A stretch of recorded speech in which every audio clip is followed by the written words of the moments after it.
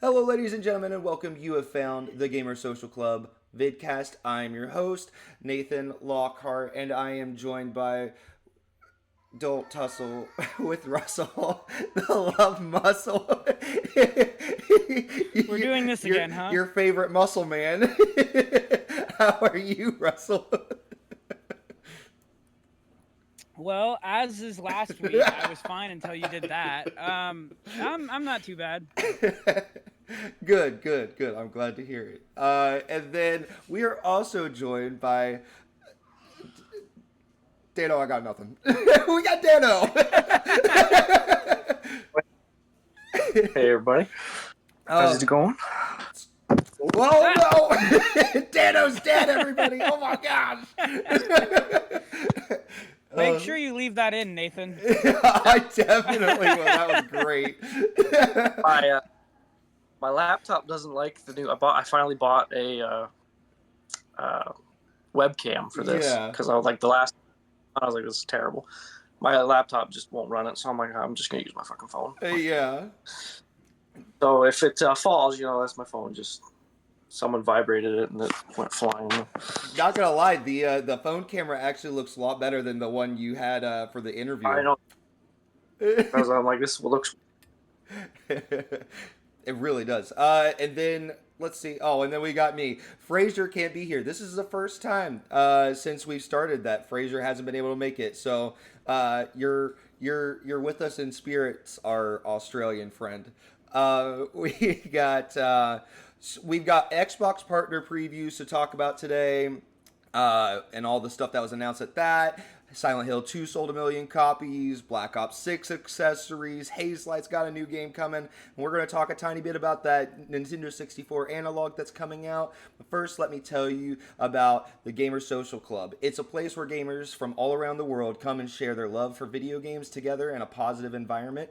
Our goal is to give gamers a platform to share their experiences, to add to the conversation in the games industry, to give more gamers a sense of community, and bring a little more happiness into your life. So, with that being said, it has been a while since we got a chance to talk to Danno. Steve's been out here, asking every podcast. He's like, hey, man, we need more people. We need more people in here. So I'm so glad to finally have you back on and get to hear what you've been up to. I know you got the new baby. How's the new baby doing? And what games you been playing? Baby's good for now. He was just screaming 5 minutes ago before we started, so around for the whole thing, but he's good. He's just not sleeping. Well, other than that, good. Just been busy with life and the website and everything, and I'm trying to start to play more games than I was so busy I could barely play games, which kind of sucks. But yeah, I've been playing Arrow 2 lately. I reviewed that, and then I just started Unknown 9, which came out yesterday. It's not very far into it, so I can't speak too much on it. And I don't even know if we haven't. Addie's also playing it, and we've kind of going back and forth on who's going to review it. It might just be whoever finishes it first at this point. I don't. Yeah, that's what I've been playing. Okay, and let's see. Yeah, because I honestly I was very excited about that game, and I've seen you in the chat talking about Unknown 9, and I honestly forgot. It was that thing of you're saying Unknown 9, but it's not clicking what exactly it is until this week. I'm like, oh shoot, I was actually interested in that game. I got too much on my plate right now, but it looks awesome. It's not getting much play. It's got a lot of the Sweet Baby Inc. bullshit around it. If I don't really like covering that stuff because it's weird to me, especially it's not even that woke. It's so far the thing I've seen is that it's a girl protagonist. To me, that's nothing. I mean, none of this stuff really is, but that's I don't know why people put arms. But anyway, yeah, a lot of comments are, oh, I didn't know that game was coming, or I'm interested, but it's it's so busy right now. There's so many. There's a new AAA game every day, so it's kind of they picked a terrible time to put it out. They really did. They I might. mean, they were kind of sent it out to die. Really, I really wish they would have waited until like a March but I mean, even with March, it gets kind of crowded. Yeah, I don't. I really don't know what they were thinking, to be honest. But if they thought it was going to do better than it was, the only thing I've seen so far, I've played one chapter. It's not a huge sample size. It definitely looks like a very early Xbox One, PS4 gen game, like graphically. Really? Okay. Some people, I put a couple screenshots up on Twitter, and people said it looked nice, but actually playing it, mind you, I took the best shots I could to Yeah. show off the game. But yeah, it doesn't look this like a 2024 game. Wow. Okay. Graphics aren't not like a deal breaker, but it's also like it looks. Oh, it's Well, I feel like if you're gonna do like the mocap and you're going to get somebody from Hollywood and that's gonna kind of be one of your big sells is like, oh hey, look, we got the lady from The Witcher. I would think that that's probably one of the things you're focusing on, especially because from me as somebody who's just seen trailers, my thought is, oh, this is going to be a narrative driven game. So if it's going to be a narrative driven, I'm assuming that like along with that comes like a Plague's Tale. Like Plague's Tale is a double A game, or in my opinion, I thought it was a double A game or whatnot, but it looks as gorgeous as a triple A, and I'm like, okay, well, yeah, that's probably because its whole spiel is that it's a narrative and it's trying to have realistic graphics. So that's kind of what I would have assumed came with Unknown Nine. So I can see what your point is. Like, no, it's not important, but it's like it is a narrative driven, and that's kind of like their big sell. I went on Twitter today, and it was like, well, because they're like, why didn't it sell well? I mean, obviously it's just day one, but it doesn't appear to be doing very well. Yeah. And they were like, why isn't it doing well? I'm saying, and I said the game doesn't look that great, and they're like, well, games like Fortnite and all this sell well, and they don't look that amazing. I'm like, you can't really compare. Like, if you're going for a real like look, then it's got to look good in today's game market. It's not. You're not going to the Nintendo Switch to play Splatoon 3 or whatever. You're coming to like look like a game that looks like Assassin's Creed, or maybe not that high end, but you know what I mean. It's you're looking for quality, not a PS3 4 game. Like, so that's to me where they kind of mess up. But you're right about the narrative. It seems like a really narrative driven game, which I love. So I'm excited about that, and the voice acting seems so far good. It's just if people are looking at a trailer and they haven't seen the game yet, especially because it just came out, so your impression means a lot. And if the impressions are an old looking game, they're probably not going to give it a chance. Yeah. Yeah, I mean, I know it's not the only thing wrong with Concord, and I know I've talked about Concord like all summer, but just because I find the whole situation around it so fascinating, but it's like the impression is what killed it at the end of the day, in my opinion, because it's like everybody saw this great looking CGI thing, and they're like, also, it's a hero shooter, and everybody's like, I hate this, and they all left. So it's like impressions are absolutely important. And the whole time we're sitting here talking about it, the more I'm thinking about like, well, what the hell is in November? Because I know we got Indiana Jones dropping, and I know Stalker 2, but Indiana Jones is beginning of December. Stalker 2 at the end of November. Dragon Age and Call of Duty at the end of October. But like, I feel like the middle of November they could have moved it to that. Like, especially after Assassin's Creed moved. Dry. There's Microsoft Flight Sim, which again is not the crowd that wants Unknown 9 probably isn't playing Microsoft Flight Sim. Right. There's Stalker 2, and that's pretty much it that I think of. Yeah. There's a couple small, like Slitterhead, I know was coming out, which I know Russell was excited for. Yeah. There's a couple other games that I can't think of off the top of my head, but yeah, it is like compared to like September and October, it's very dry for November. I mean, what's funny is February is going to be heavier than November. I can't think of a time where I could say that. Yeah, February is nuts. It's going to be crazy. The beginning of the year, the last couple of years, has begun to get busy, but not like this. Next year is. Yeah. There's no way. I'm fairly confident in saying a couple of those games are not coming out in February. Yeah. Because I mean, even with Shadows, it's definitely looking a little shady. It's funny because it's Shadows and it's shady, but I don't know. Shadows, I don't know. It seems like I don't. We don't want to get into rumors and stuff, but yeah, I don't know. I really, really, really, really hope we see it. You got the collector's edition pre-order, didn't you? Yeah, I'm broke in February. So. Yeah. Collector's editions and a deluxe edition already pre-ordered. So it's Yeah, because did you see I hit the chat up with because Jeff was like, oh shoot, I gotta spend more money now, but like yeah, you can get like the Steelbook edition of Monster Hunter for like $5 more.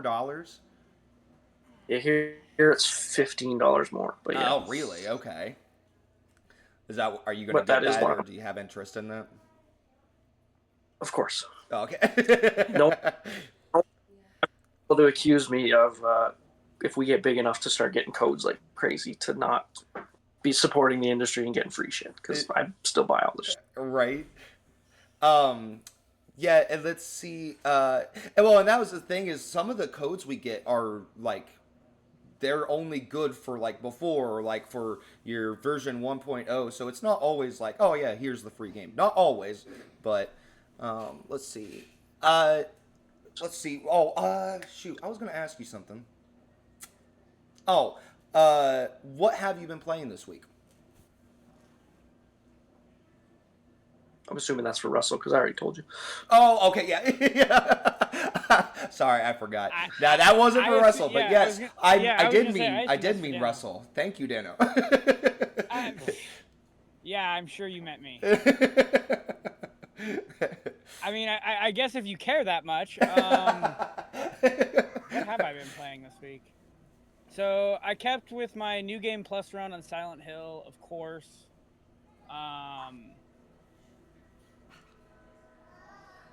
Have you been doing the replay with mods on your channel? Well, I mean, yeah. I mean, as you guys have kind of seen in the Discord and stuff, I've been playing around with modding Master Chief and CJ from Grand Theft Auto into it, but it's a fun time. I like the game. I also started a new playthrough of Resident Evil 7. I don't know if I'm going to complete that or not. And there's a couple other things I've been messing around with, website related. And that's about it. I'm waiting for my physical copy of the new TMNT game to show up so I can start that and get that up and reviewed as well. Yeah. So. Yeah.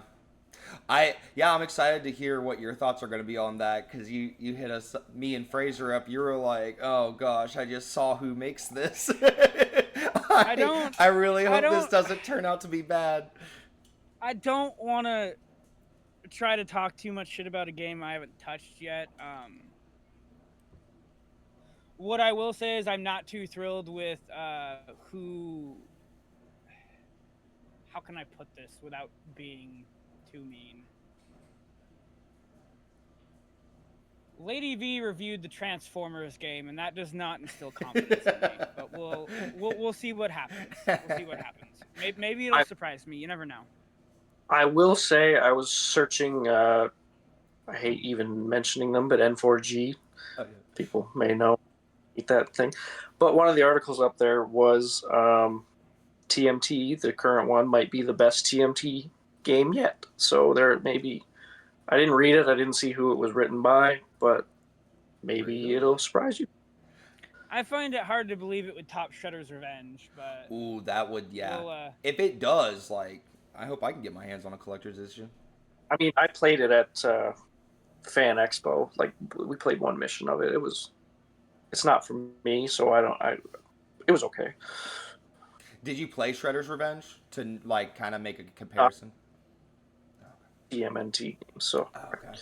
We go off like a preview build, and it was fine. Okay. I will say I look forward to the day where we don't get a bunch of TMNT games that are just beat 'em ups. Like, one of the reasons I was interested in this one is instead of being a side-scrolling beat 'em up, it's like a top-down isometric beat 'em up. So I guess it's a little different, but I don't know. I don't know if it's always. What I played was not top-down ISO. Okay, it wasn't really. Really, that's the way I took the previews. Well, whatever. Anyway, Section I, not that. So Huh? maybe of stuff. Who knows?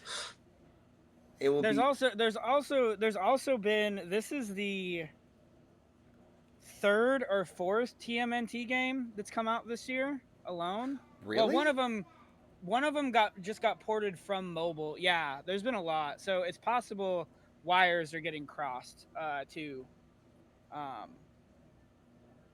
Yeah, no, it's been a busy year for TMNT for whatever reason. Okay. And then let's go. Shoot. Crap. Okay. What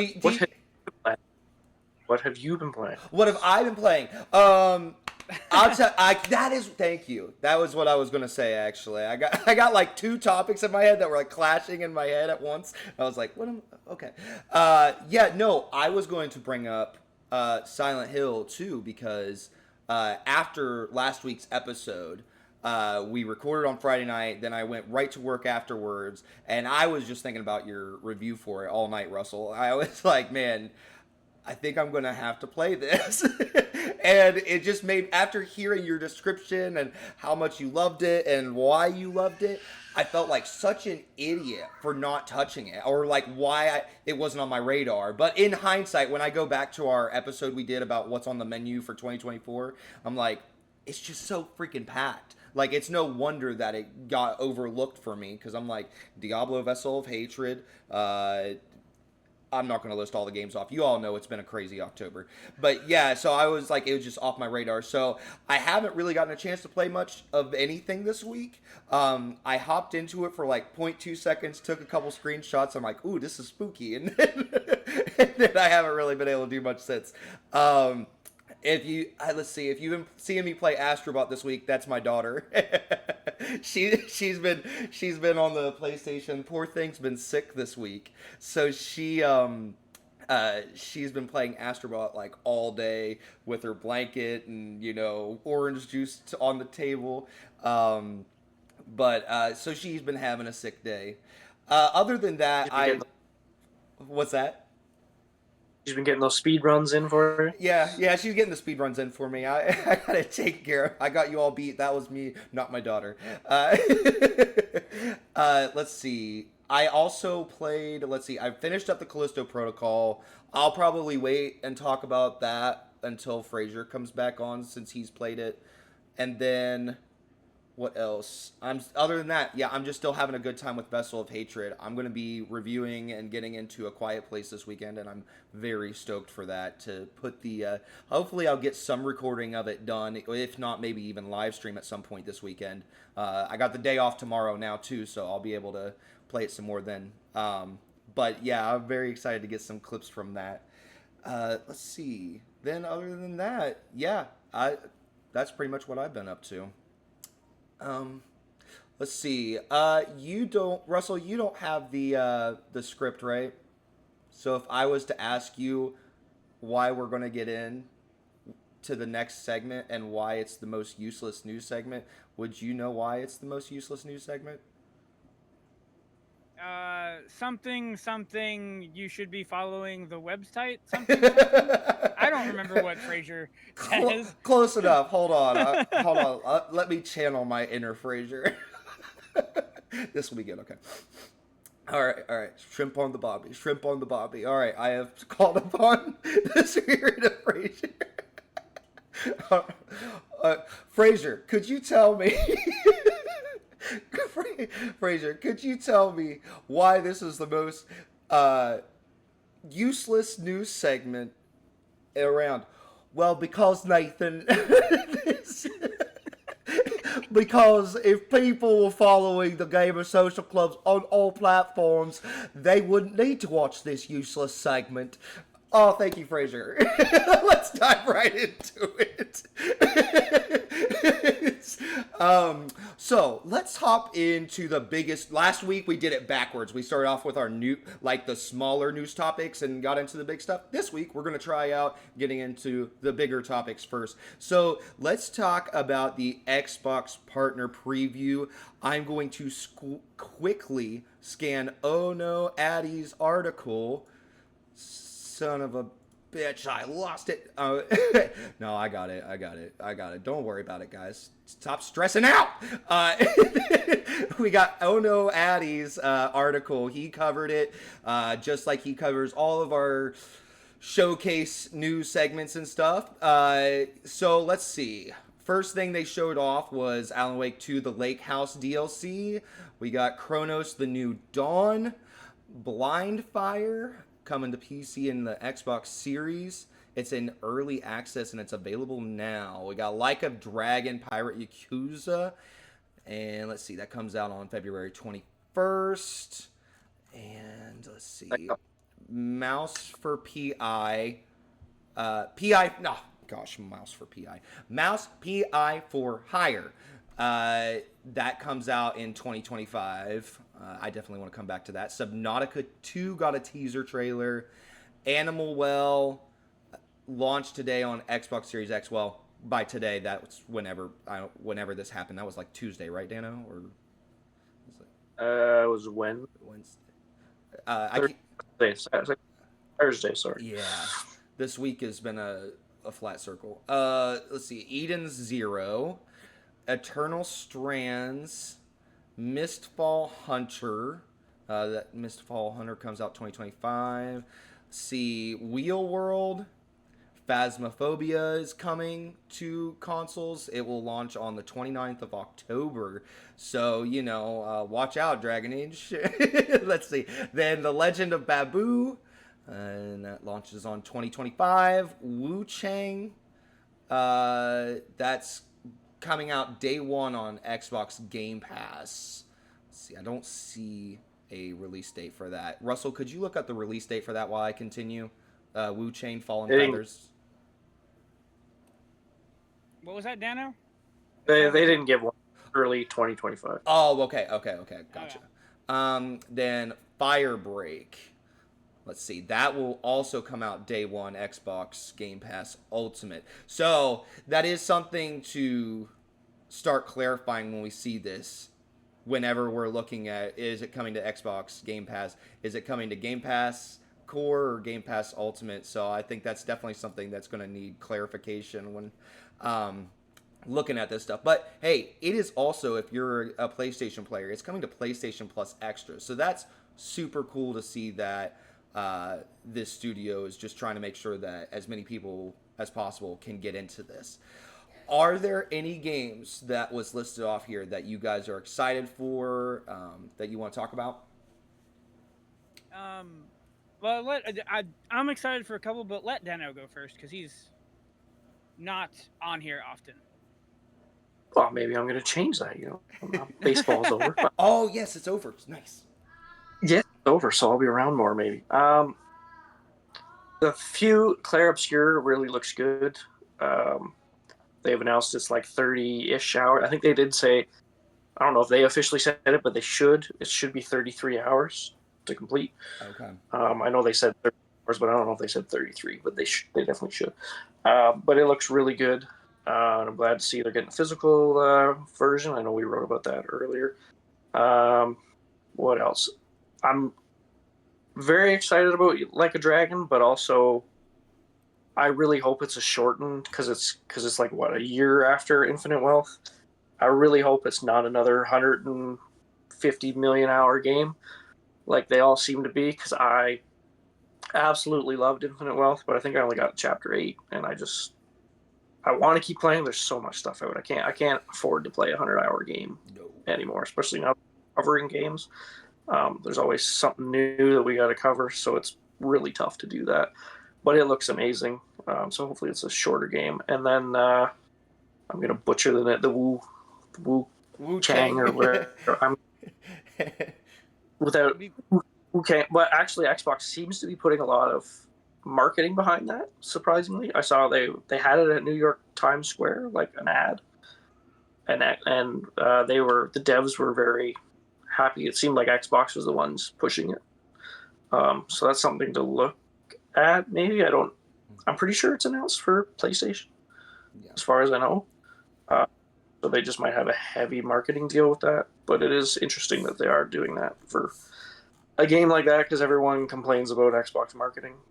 So for them to market a new IP that isn't even exclusive is pretty cool. Yeah, other than that, those are the three main games that I was interested from the show. I'm sure there's more, but those are the three that's for sure. It is coming to PC and PS5, that game as well. And you're right. I wonder if it has something to do with the marketing push that they've been doing overseas, like over in like Japan, China, and all that stuff. Because I know that we talked about it a little. We touched on it a little bit last week about how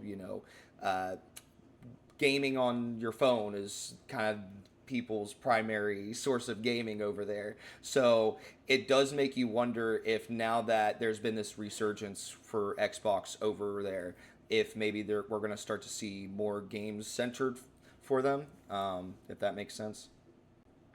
Yep. Let's see. And yeah, I mean, it looks interesting. Let's see. Did you play Wolong? Wait, I'm getting both of these names mixed up now.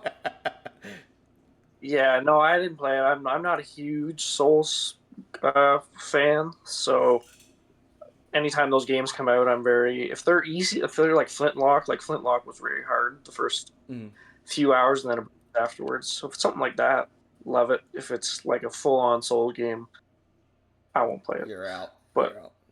Really impressive. It looked good. So yeah. Let's see. Okay, so Russell, what were the games from the showcase that stood out to you? So there were three things that stood out to me. The Alan Wake 2 DLC. I actually haven't played Alan Wake 2, but since it released, we get these little snippets that remind me I need to buy it. I'm just I don't want to say I'm Steam loyal on PC, because that's not true. I have a library on GOG as well that's pretty big. I have a library on Epic Games too. I've never paid for any of it because I just actually collect their free games. But that's kind of been the barrier for me, is I'm just not on Epic Games a lot. But I do want to buy and play Alan Wake 2, and so I envision myself at some point getting on this DLC. Well, I'm still a little butthurt when this DLC was announced, because I thought we were getting a new Control game. But that's neither here nor there. Right. Yeah. So the Chronos, the New Dawn. So Blooper Team's new game. 1 second. I was just going to tell you before you move on to the next game, but the Alan Wake 2 is, I don't know if you've seen this, but the physical edition is coming out. I think it's soon. But if you are wanting a physical copy of that, you can get one. I honestly... So, I still have my Series X, but, like, if we're being honest, I think I've maybe fired it up once since I switched full-time to PC. Oh, okay. Yeah, if I was you, I would use that supercomputer of yours. Yeah, I'm like 90% a PC player now. Okay. My Nintendo Switch has basically been relegated to a Zelda machine at this point. So, I'm like 90% on PC. I mean, I could get it for Xbox, but this seems a little snooty. But if I buy a game and I'm like, well, I could play it at like 1080p 60 on the Xbox, or I could play it at 1440p 120 on my PC. So I don't have like a 4090 or anything, but I have decent PC parts. Why would I ever stoop so low as to play console peasants? Console gremlins? Wow, Russell. Wow. Anyway, moving on. Yeah. The Chronos, the New Dawn. So this is being compared to like a Dead Space-esque thing, I guess. I don't really know about that. We haven't seen a ton of it. I did watch the trailer. This was probably the most exciting thing for me. Blooper Team, which it seems as the years go on, I'm getting more and more confidence in. As I've kind of documented even before Silent Hill 2, I've played Layers of Fear, uh, the Blair Witch Project, and The Medium. I know The Medium kind of has a controversial ending, but I haven't actually finished that. But I've liked pretty much everything I've played of Bloober Teams. And I loved Silent Hill 2, so I'm looking forward to this. And then there was one other. Oh, they did the Blair Witch too. That's awesome. Yeah. By the way, Bloober Team, you need to patch that on PC. The port's terrible. It crashes a lot. Maybe Nexus Mods can help me there. Mouse PI for Hire. This looked really, really cool. Apparently, this was announced a while ago. I was completely unaware of it until this showcase. So I'm really looking forward to that as well. Just I grew up watching Disney cartoons that were like twice as old as I am now. So this looked really, really cool to me. Other than that, scrolling through here again, as far as like Souls-like games and stuff that may have been in like anything with Souls combat at this point, like I do have like 80 hours in Elden Ring on PC and maybe 20 or 30 on Xbox, but like I kind of roll my eyes at this point. I just don't really care. Yeah, I don't really see anything else that interests me, to be honest. Well, Just those three things. The Chronos, the New Dawn, that looks amazing. I am 100% with you, and I've been sitting here looking at Bloober Team, and I hear their name all the time, and every time I hear it come up, I'm like, oh yeah, I like their stuff. But yeah, Silent Hill 2, Blair Witch, The Medium, Observer, Layers of Fear 2, and then you got this Chronos game. And when I'm sitting here looking at this trailer, it's like you can kind of see some stuff floating around, which gave me that vibe of Dead Space, where it makes you wonder if you'd be able to control that stuff. And especially, like, you can tell they're kind of hinting at how you're going to be moving around the environments. And it definitely gives off a lot of Dead Space vibes, or even, Callisto Protocol vibes. I am very, very excited. That will be a day one for me. Other than that, I think this Firebreak game looks really cool. I think that would be a fun game to see how people respond to it. It's going to be really easy for people to jump in and add in commentary on it, which I think is cool. I mean, not to mention, this would be... Let's see, who's making this? Do you guys know? Let's see. FBC. No idea. Because it's set in the world of Control, which would be different if it's made by... Oh. Wait, Control, do you mean Callisto Protocol? No. I'm talking about the Control game. Control 1 and 2, or from... Oh, it is made by Remedy. It is made by Remedy. Oh, okay, that's that multiplayer thing. Yes. Okay, yes, sorry, I was getting yes. confused with a different game. Okay, sorry. Yeah.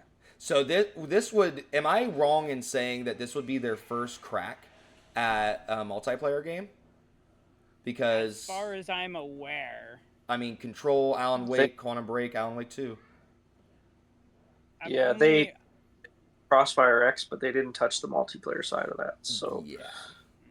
And that even that was more of a support thing, right? Or did they like actually do the Crossfire X campaign period? They did player campaign of it. Okay.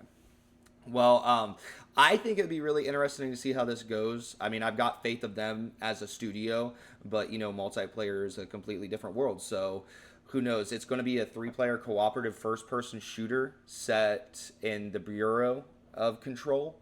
So, I mean, the gameplay looks really good. Graphics look amazing. And like I said, everybody's going to have a chance to hop in. So that will be interesting. Let's see. What was the date again?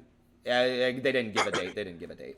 All right. And then the other thing I was going to mention that I'm kind of excited about is Mouse PI for Hire.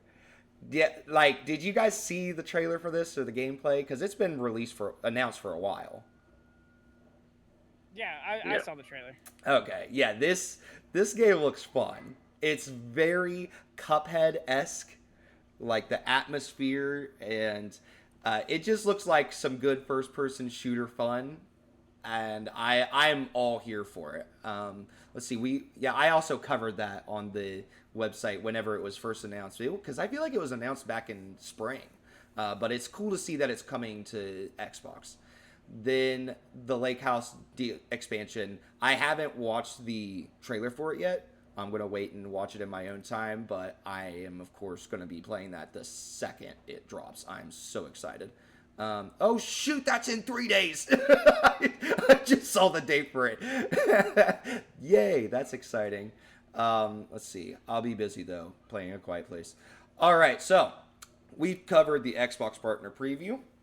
And let's see. Now, did you guys see the Black Ops 6 accessories? For those of you who do not know, we did cover it by yours truly, One Hot Dragon.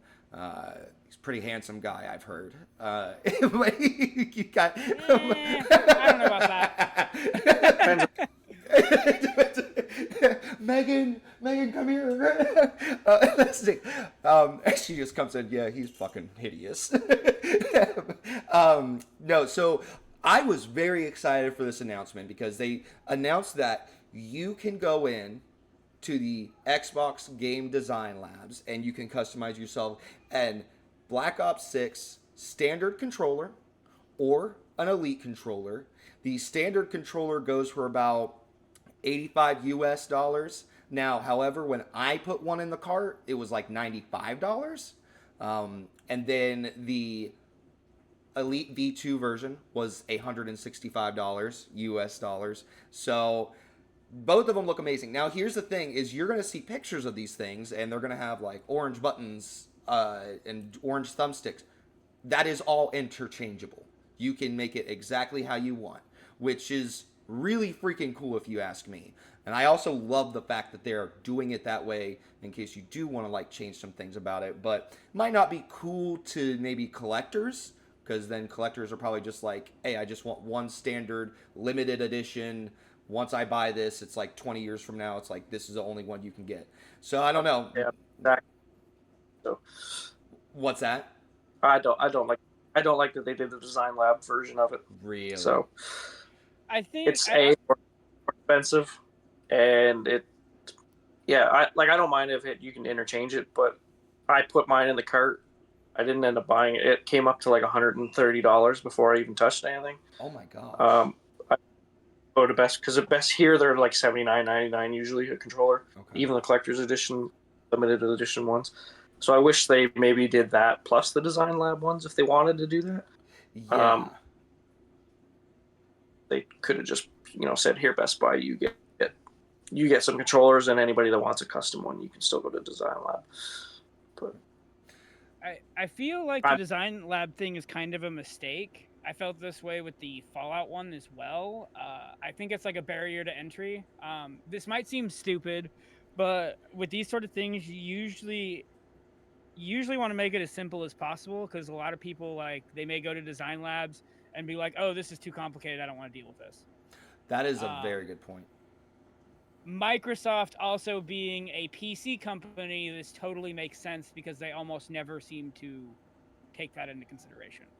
With their naming schemes, with the way they do stuff, with the way they market stuff, it's just... Anyway. I mean, you guys bring up some really good points. Especially, say you're walking into GameStop, walking into Walmart, and you're just your casual gamer who only plays Call of Duty and Madden, and it's like you're not aware that there's even a special edition controller. So you're right, that entry level has greatly been reduced. And I mean, we're going to kind of see over the next week. It's going to be very interesting to see how this affects the Xbox ecosystem with Black Ops 6 coming out. And, it's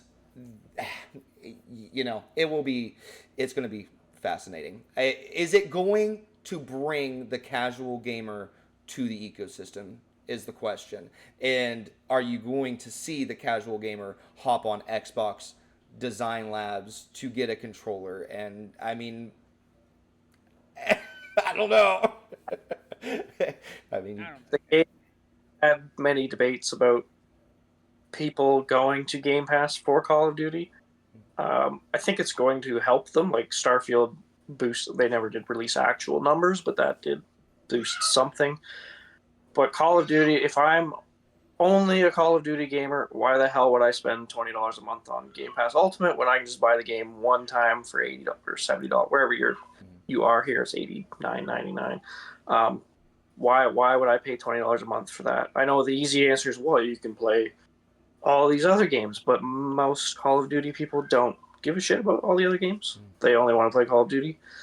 So it's an incentive, and I'm sure many people will come over to Xbox, but I don't think it's going to be like what is, say Call of Duty sells 20 million copies on PlayStation. I don't think all of a sudden 20 million people are coming to Xbox Game Pass for this.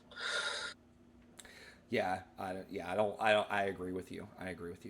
The If they got a million, they'd be happy.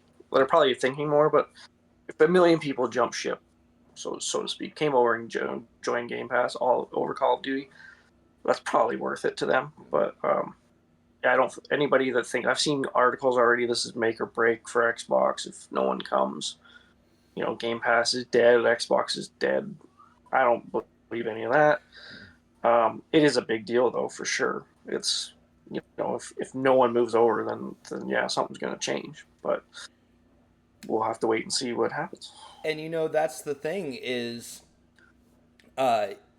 you think back to Phil Spencer talking about this and how he was saying that he doesn't believe that Starfield was going to be a console seller. Like, he didn't believe necessarily in console seller games being the thing that pushed consoles. So it does make you wonder, are they looking at Call of Duty as a console mover? Because if you ask me, I don't think that's how Microsoft thinks at all. Like, I don't think they're looking at this as, is Call of Duty going to move Xbox? I think they're looking at this is Xbox going to move the needle for cloud players? I seriously wonder if that is something they're thinking about, or are they thinking, hopefully this moves the needle for Xbox xCloud, but that's not what we're necessarily relying on. I would just be very interested in hearing what is the number one thing they're looking for out of this release next week. Yeah, I've said it many times that I think they're doing it the wrong way, because the whole thing is they're pushing Game Pass. They want everybody on Game Pass. Xbox as a console has like a 75-80% attach rate. You sell an Xbox, you're probably selling a Game Pass subscription. So to me, that is what I would be pushing personally. I'd be pushing the console. That doesn't mean abandon PC. That doesn't mean abandon day one on PC. That doesn't even necessarily mean abandon your plans of putting some games on PlayStation. Right. But I feel like their marketing should be around the console. Like, you never see a commercial with like, hey, buy the Xbox Series X, buy this. It's always play on Game Pass, play on Game Pass. That it should be part of their strategy, but I really think the console should still be front and center, because like I said, if you sell a console, you're probably selling a subscription. Absolutely. I mean, because anytime people make the Game Pass argument, it always comes back to, well, I'm paying the $10 anyways. Might as well pay the extra $10 for all the games that come with it, or the extra $5 for the games that come with it. So, yeah, I agree with that. You're more than likely buying that as well. Because one of the things you had mentioned, I forget what game we were talking about. Oh, it was Black Ops 6. It was the fact that you were like, oh, yeah, why would I pay for Game Pass if I'm already going to be, I might as well just buy the game straight up. Well, if you can't play online, then that's probably why you're buying Black Ops 6. That might be the only argument I could see there, as to if you are a Black Ops 6 player only, then, I mean, maybe just go ahead and sign up for Game Pass. Maybe I don't have the $60 on me right now, and then people get 1 month in and they're like, I've already played so much of the game, I don't necessarily feel like paying full price for it at this point.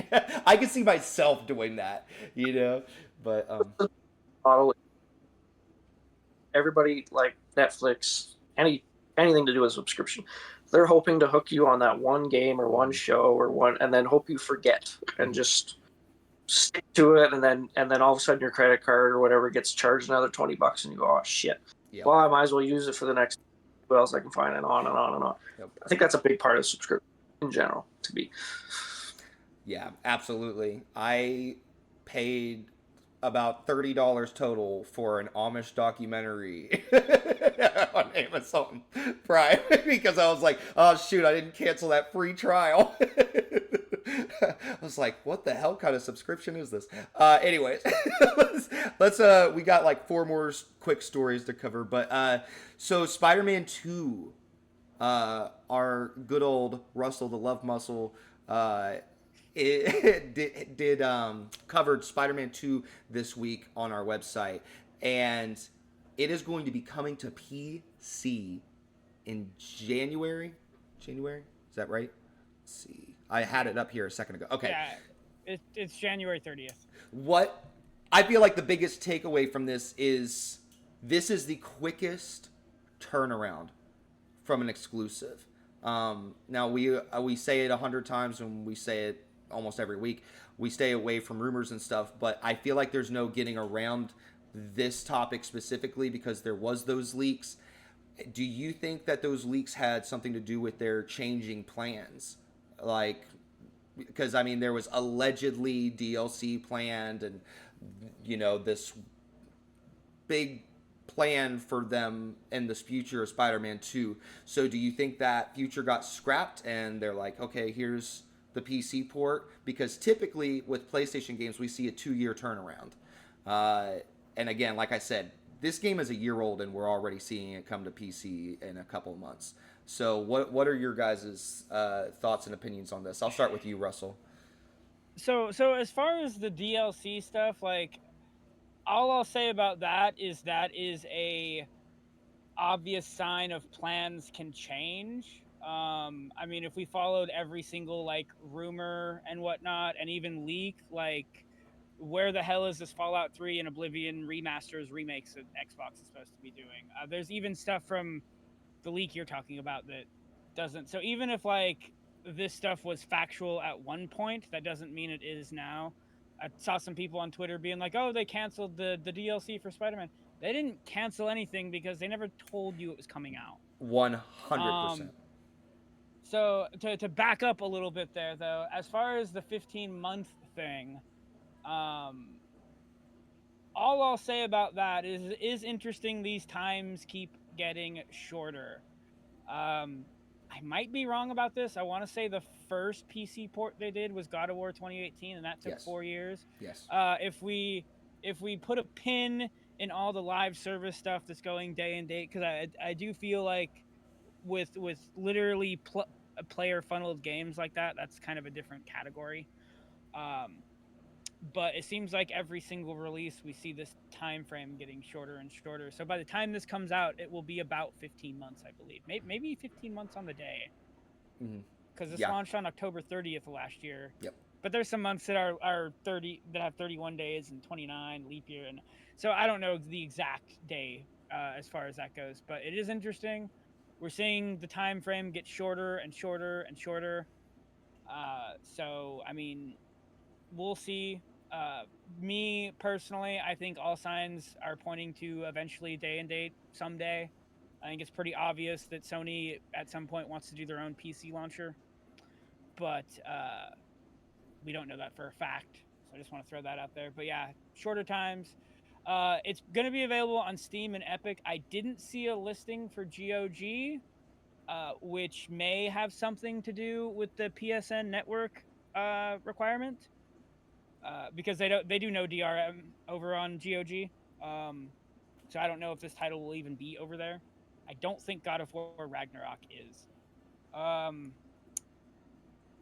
other than that, they haven't given us any like PC specs or anything. I assume that'll probably come in the next few weeks, maybe the next month or so. I mean, the release date is creeping up. We got 3 months, so I would imagine those details are coming soon. Yeah. Well, and that what you brought up is exactly why we don't talk about these leaks and rumors, because it was not announced. People are looking at this and being like, oh yeah, we were supposed to be getting this DLC. No, it's like, this is what they were talking about internally, like something they might want to do. If I was DMing you, Russell, about what our plans were for tonight and recording this, and then things change within our DMs, and then, you know, our conversations get leaked, people can't sit there and be like, oh, well, they were going to have so-and-so and this person and that person on the podcast tonight. Whatever happened to that? It's just like, well, we never announced anything.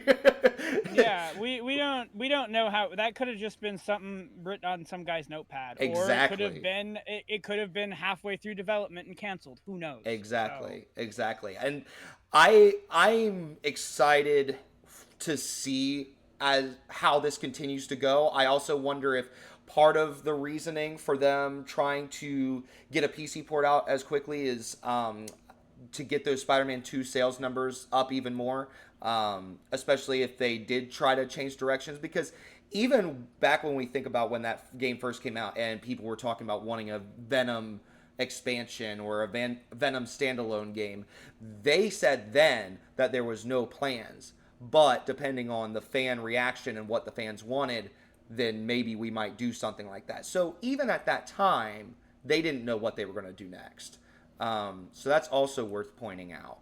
But, you know, to your point, though, you were saying that it's day and date, and I would argue that I wonder if PlayStation really is trying to move towards that, or if it's that the industry is pushing them towards that. I can't imagine a Sony that feels pushed to do anything other than what Sony wants to do. Sony PS5 Pro, but say no more, right? But do you think that they are really trying to get to day and date because it's games like Spider-Man 2 that give the PlayStation the edge at this point? Because, I mean, Xbox is becoming less and less exclusive based, but Sony seems to still be sticking to that traditional exclusive route, and it seems to be working for them so far. Do you think they want to change, or they're going to keep doing what they're doing? No one knows the answer to that but Sony. What I will say, I'll bring up two things though. You look at Helldivers 2, and I forget what the exact numbers were, or even if it was announced, but I read somewhere that somewhere around 60% of the players on that game were on PC. If I'm Sony, I'm not ignoring that. Mm-hmm. I will also say that when it comes to launching your game a year or 2 or 4 years afterwards, the average PC player, as I am one of them, is going to look at that and go, well, I've already waited 2 years. Why don't I wait 6 months until this game is $30 instead of 60? Yeah.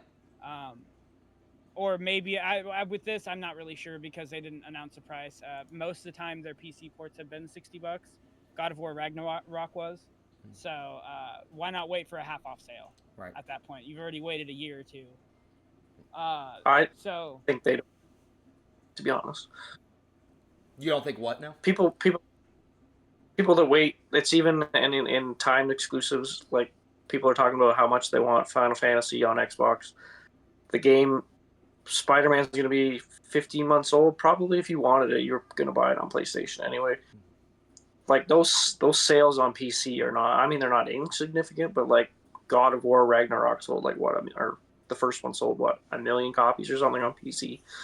Like most people, it's I need to play the new thing. So a year from now, like we just talked about, February is jammed with 1 million games. So who the hell on PC is going to want to play Spider-Man that's a year and a half old when they can play Kingdom Come Deliverance, like all these games? And it's no different than a timed exclusive going from Xbox, PlayStation, or vice versa. It's you do. Or you wave? I don't know why you're waving at me, or just no. My camera has gone out of focus for some reason. No, my camera is like auto-focusing, and it looks awful right now, and I'm not sure what it's auto-focusing. Maybe it's my... That's hilarious. Well, most people have moved on from any of these games that are being ported late, regardless of the system. It's going to make them some money because a port is relatively cheap compared to making the actual game. So it's going to help their bottom line. But if they were really wanting to sell copies, like, they'd be putting a day and date. And I think eventually they will, like, test the waters with that. They've already tested the waters with the live service, but that, again, that's a different animal. But I don't doubt one day they'll put Horizon 3 day and days just to see what happens, like, sales wise for their console and everything. And then if that is successful for them in a whole, like, if this console still sells and the PlayStation version still sells and they sell a PC version, they might lean into it more. And if it fails in their eyes, they might just say, well, no, we'll stick to what we're doing. Yeah, I love the commentary on that, because I find this stuff very fascinating, and I'm really excited for the future of this, because I mean, I feel like it's definitely an ongoing conversation that we always seem to be coming back to as far as how soon we're going to see this stuff.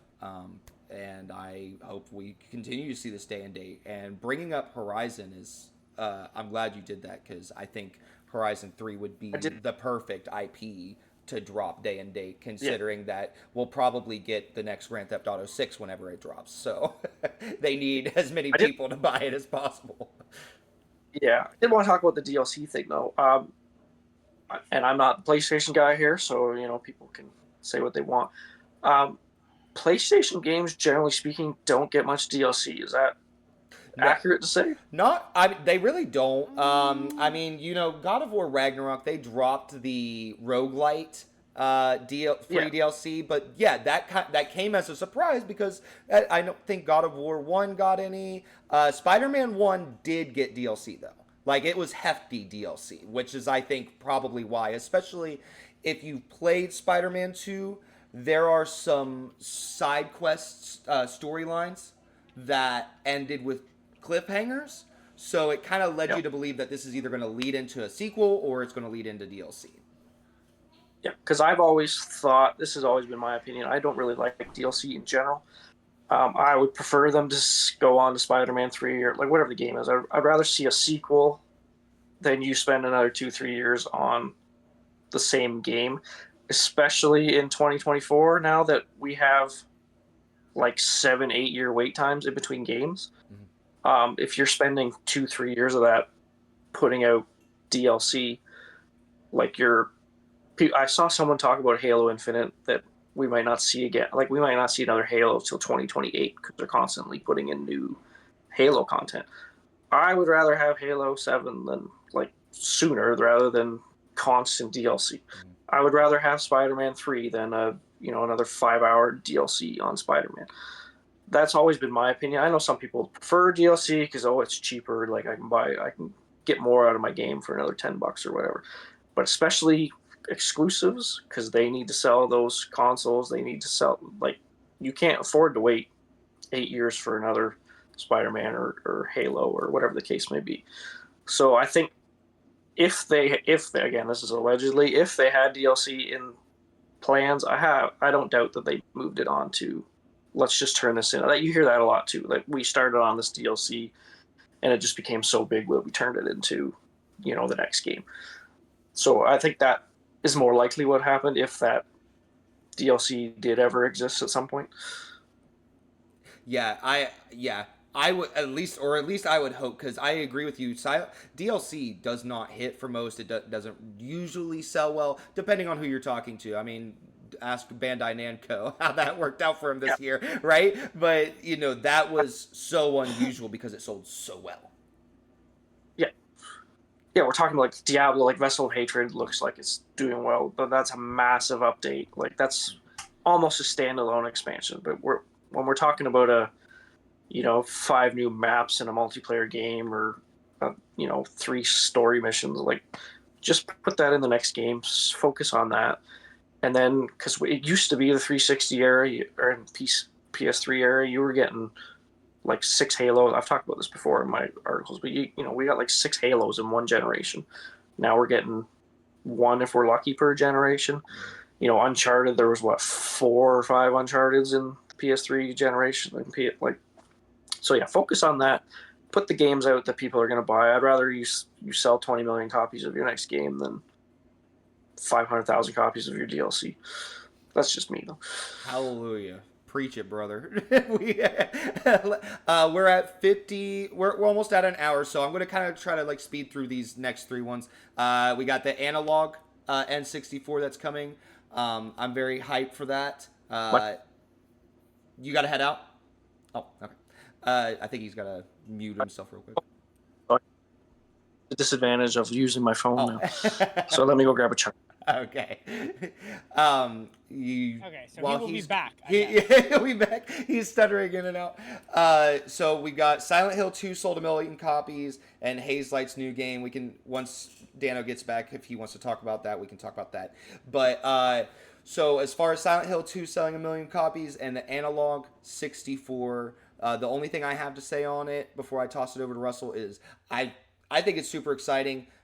The Analog seems really cool. I don't own any of those types of things. I own the same N64 from my childhood still, but the big problem is being able to have those wireless controllers is a real problem. Like my TV is like 75 inches or something like that, so to sit that close to the TV with your corded controllers is a pain in the butt. So actually being able to do this and play from your couch is a big deal, let alone it's going to be in 4K resolution, so it's going to fill up your entire screen as opposed to just doing it in a small box in the center of it. So the biggest question I have for you, Russell, and I don't know if you would already know this or not, is this going to be compatible with your old regular cartridges, or do I need to like rebuy games, or is it both?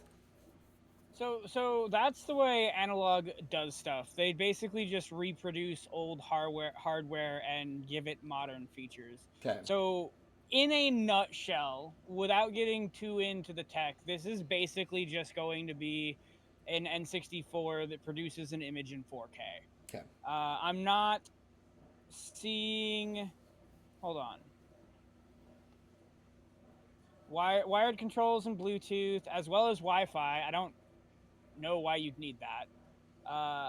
Presumably they're saying for firmware updates. I don't know why you'd need that either necessarily, but whatever. Everything's online these days.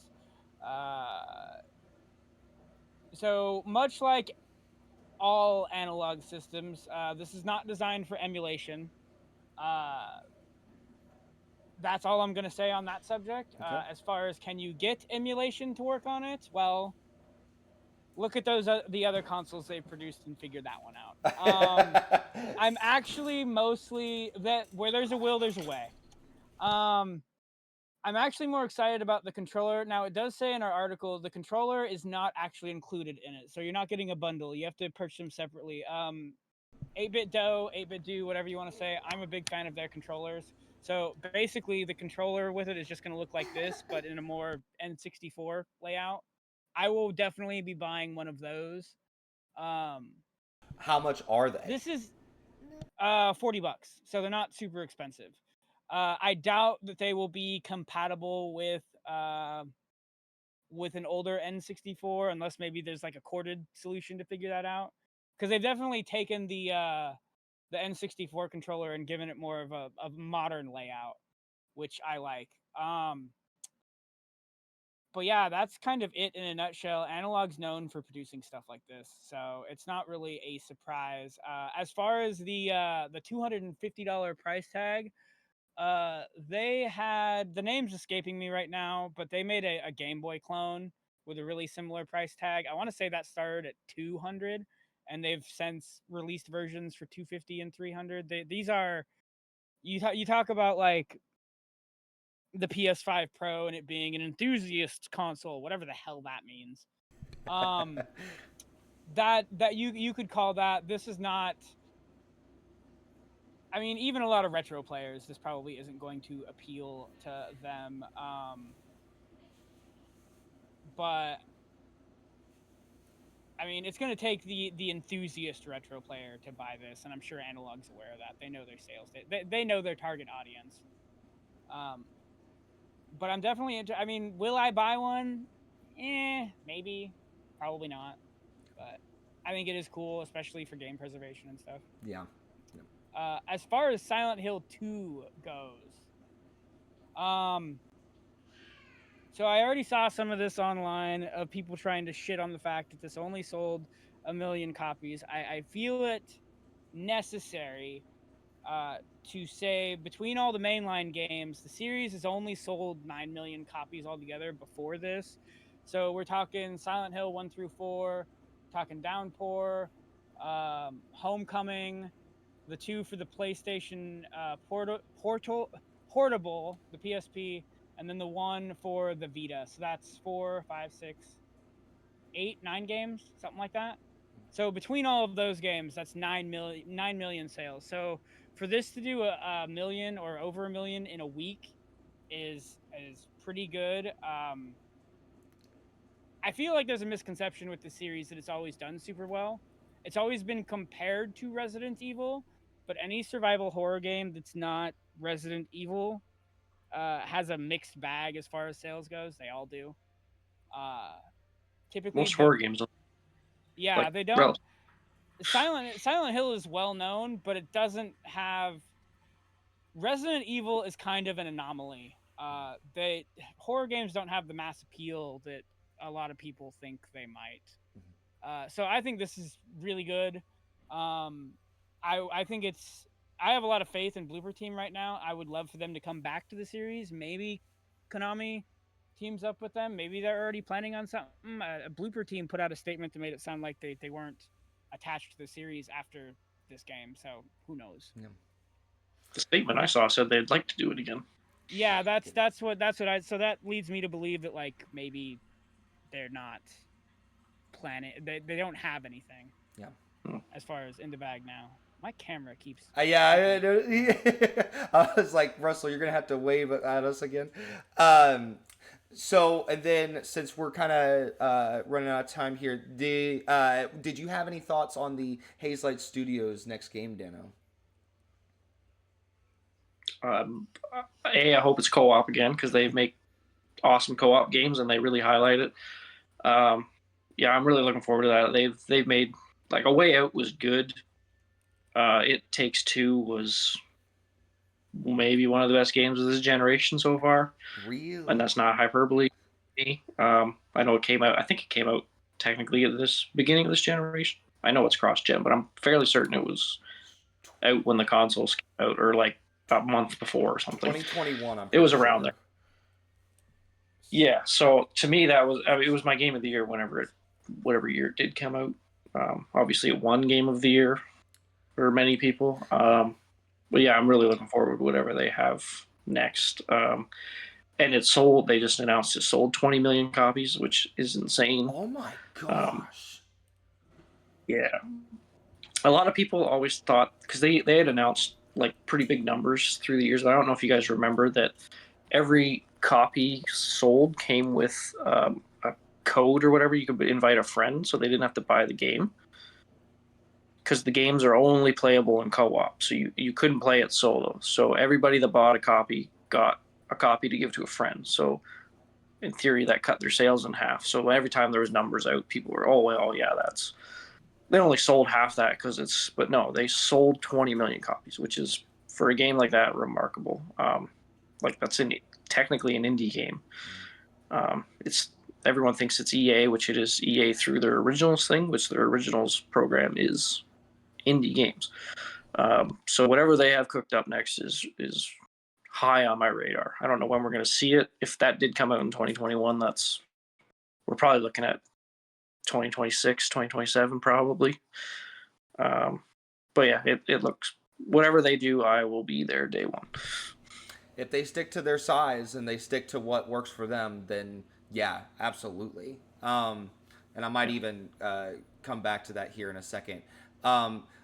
I just realized, Russell, I didn't cut you off when you were talking about Silent Hill 2, did I? No, you didn't. Okay. You're fine. I realized as Danno was talking, I was Yeah. like, wait, hold on, I think I cut him off. So okay. No. I did want to ask you about Blooper Team though. Oh yeah, something. Go for it. I should have brought it up earlier with their new announcement.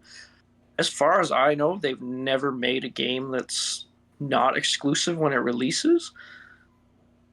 This is the first time I think they are making a game that is multi-platform all at once. Does that worry you at all for Blooper Team? Does it? Do you think they can pull it off, or do you? It shouldn't. I'm not sure how. accurate that statement is or not. To be I know Blair honest. Witch was Xbox only. I know the Medium was Xbox only. Yeah. Layers Silent of Hill. Fear, the first one I believe was exclusive to Xbox. They made like Layers of Fears or whatever the hell they called it. That Yeah. might have been. Yeah, there's a second one I haven't played. But for the God, most part, they've always been yeah. exclusive, and then eventually like ported. Yeah. That's a really good Hold on. call out because I never put that together. But yeah, you're right. The Medium and Blair Witch did come out on Xbox Day One, and even with Blair Witch, I feel like we have some buggy issues there on launch, and it took a little while for the Medium 2 to kind of get a little more polished as they went on. Blooper Team has kind of a history of that. But I mean, Silent Hill 2 here, did fine, but again, that's exclusive. So let's get past Google AI because I don't like.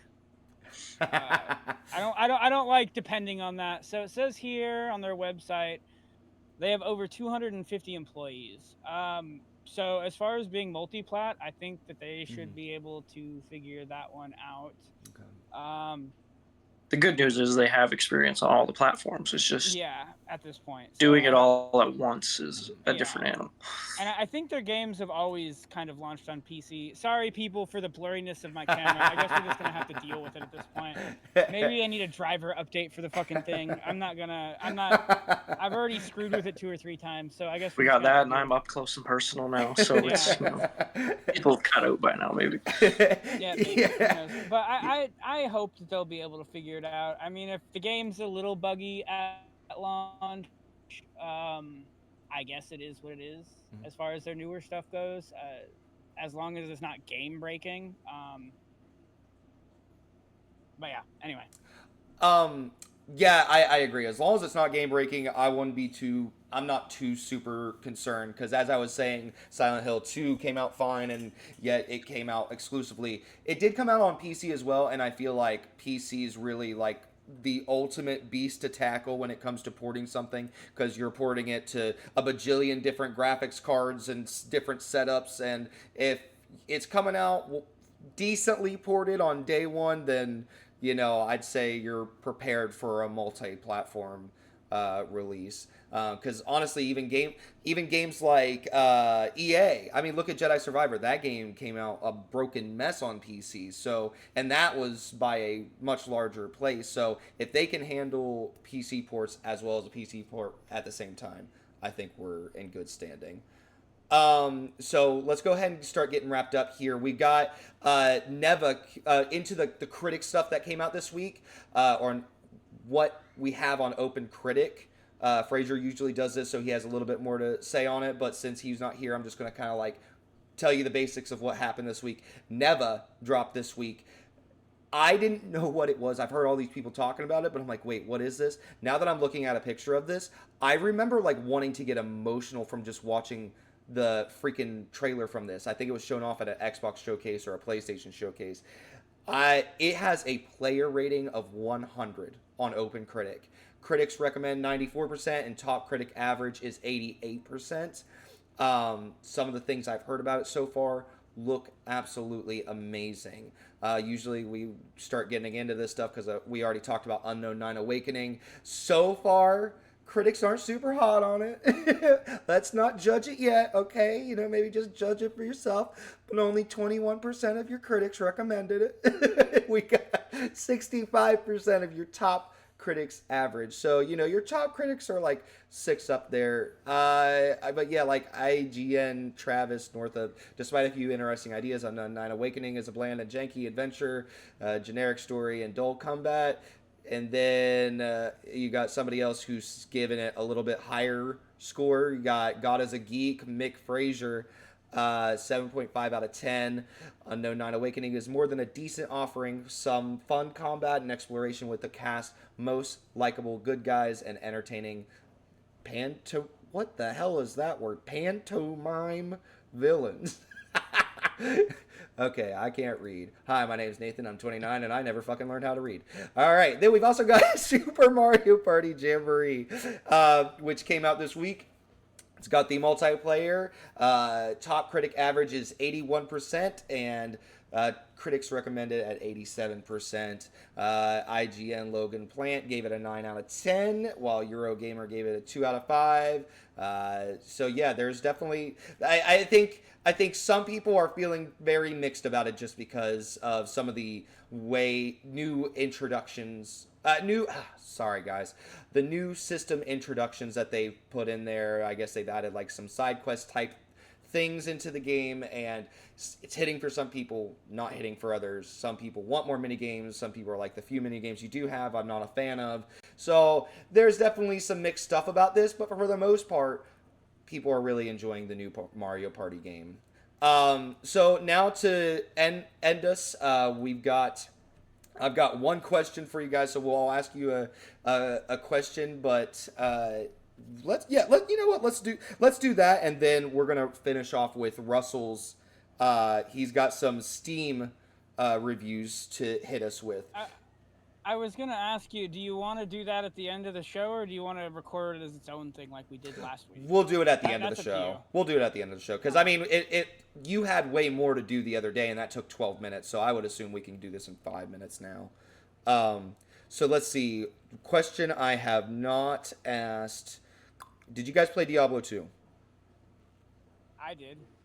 Are you asking me if it's my greatest game? I'm sorry. Okay. I forgot. All right. So I've got 2 Diablo 2 questions. What year did Diablo 2 come out? 2001. Yeah. I've got 2000. Really? I thought it was 2000. Hold on. Yeah, it's 2000. Wow. Is it? Wow. I thought it was 2001, just like. Yeah, July 29th, 2000. 12-year-old me thought it was 2001. Go back in time and tell yourself to grow up. The Lords of Destruction's expansion came out in 2001. And then that's what matters. Exactly. And then who is the final boss in Diablo 2? I'm double checking my facts before you answer. But yes. Diablo 2 or Diablo 2 Lord of Destruction? Uh-oh. Just Diablo 2. Or well, I guess it would be Lord of Destruction is the one I have written down, but I see that. Okay. I say if it's just regular Diablo 2, it's Diablo. That's an easy answer. Baal. Depends how people pronounce it. Baal. That's what I was looking for. Yep. Perfect. Okay. So let's go ahead and finish off with Russell's Steam reviews. These reviews are not indicative of the Gamer Social Club, nor was it written by anybody from the Gamer Social Club, but they are just unhinged reviews. They're not that bad. Off of Steam. Jesus. Well, I don't know yet. I haven't heard them yet. Yeah, last week we went over a couple of them. Today you're going in blind. Exactly. So just making sure the disclosure's out there. And but yeah, we dropped a regular 12-minute video for you guys the other day. Hope you all liked it. I can't remember what the name suggestions are, but we'll definitely get back to that. So the first one is for Doom 2016. It's by some guy named Milk. It says, "Me, I don't like metal. Mick Gordon, you like metal. Me, I like metal now." So that's pretty tame. The original Fallout for PC just says, "Bring some lube." Yes, it's extremely. I like how he's just super creative. What more so, I love the fact that you picked it out and you're like, "This is it. This is the one."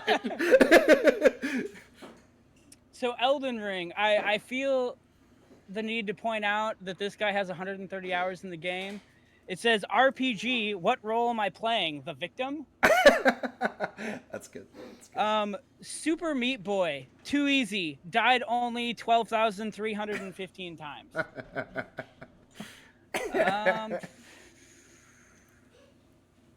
Resident Evil Village.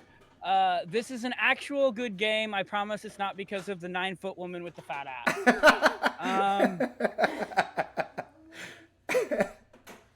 Wait, Let's what? I don't play horror games. Or the 9-foot woman with the fat ass.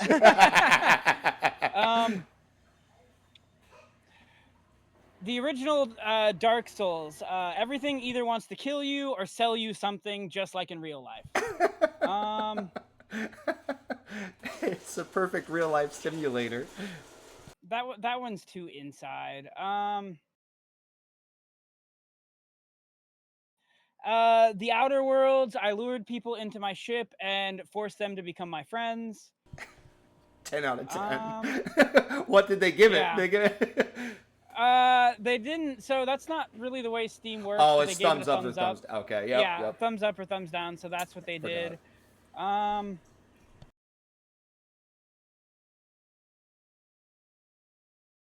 Crap, the way I screenshotted this one, it cut out the Just skip it then. Go. Yeah, that's all right. I guess that'll do it. That's all I got this week. I love it. Thank you. I'm loving this new Steam segment. It's great. Then okay. Thank you all so much for joining us. Danno, I'm so glad you were able to make it on tonight, and I'm really excited that we'll get a chance to have you on more. And also, my son is here to say hello. He's very excited to be here. What's your opinion, buddy? What is your opinion? What's your gaming hot take? Did you tell him? What do you think of the Astrobot? Say bot? Yeah, there you go. He likes Astrobot. But yeah, I'm excited for what's coming next week. And Danno's cooking up some cool stuff for the YouTube channel as well. So that will be fun to announce. And then, yeah, and thanks for being here as always, Russell, the muscle.